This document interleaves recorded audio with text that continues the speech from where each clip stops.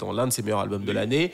Il y a des propos qui sont compliqués. Tu parles de quel album là Moi, non, toi, tu parles de Gunna. Oui, moi je parlais de Gunna, mais toi je crois que tu parles de l'album où il y a Ski et tout, l'album de YSL. Ouais, alors il y a l'album de YSL. En vrai, les deux de albums YSL, ils sont bon, tous ensemble, du coup, eux moi, tous ils sont en prison. Il y a même des gens, ils ont dit, même le chien, il est en prison, carrément. on rigole, c'est pas grave. Je te jure, il y a une image sur Internet où tu vois le chien Je vert, sais il est que en prison. vous allez parler parce que le public français est très cavasse, mais free Young Thug, frère. Moi, j'ai besoin de ça, frère. Free Young Thug, free Gunna, frère. Free tout le monde. Il y a une prise de position là à ma gauche. Je te jure. C'est pas les vidéos YouTube là, mon gars. On n'est pas sur les LSD, frère. Là, je vous dis direct. Mais je parle en fait, là, je parle plus du point de vue artistique. Tu vois ce que je veux dire? Après, ce qu'ils font dans les rues d'Atlanta, c'est encore autre chose. Non, mais en tant qu'artiste, en tant que ce qu'ils font dans la rue, c'est lié. Oui. Très lié. C'est très, très, très, très lié. Ah oui, et en fait, moi, il y a un truc qui s'est passé. Dis-moi. Juste avant que tu reprennes. Tu sais qu'il y a quelque chose qui est très bizarre avec les auditeurs, c'est que d'un côté, ils réclament que les artistes racontent la vie de ce qu'ils vivent en vrai. Ouais. Et quand ça arrive, ils sont en mode « Ah, mais regardez, ils sont en prison, il y a des dingueries. » Bah, les gars, à un moment donné, c'est des mecs qui parlent de tuer des gens, de vendre de la drogue et de faire des dingueries.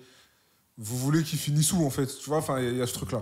Il y a cette contradiction un peu bizarre qu'il y a dans le rap que j'apprécie pas trop. Ouais. Et soit vous êtes cohérents. Il y a beaucoup de contradictions dans le rap. Mais c'est ça. Après, le problème, c'est que c'est un art. Tu vois ce que je veux dire? C'est comme si tu disais un réalisateur de film ne parle pas de meurtre dans tes films, en fait.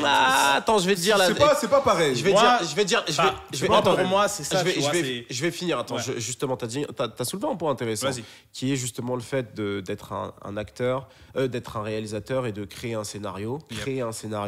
Où justement tu vas dire à ton acteur de jouer le rôle d'un assassin. D'ailleurs, au passage, on adore les assassins. C'est les plus populaires, les assassins, les criminels, les gangsters. C'est en général les personnalités les plus appréciées. C'est assez rare que ce soit le gentil qui est... Enfin, pas assez rare, je dirais. Les personnages principaux les plus populaires sont en général les méchants. Regarde Killmonger, regarde Scarface, regarde tous ces personnages-là. Le Joker, etc. Maintenant, le truc, c'est que, à la différence, et c'est justement comme ça qu'ils se sont servis des réseaux sociaux et de la musique comme preuve dans le dossier d'accusation, c'est que un artiste, en fait, comme Young Thug, qui va clamer des gangs dans la vraie vie et qui va le faire dans sa musique, et ça va être lié ensuite à un crime qui a été commis.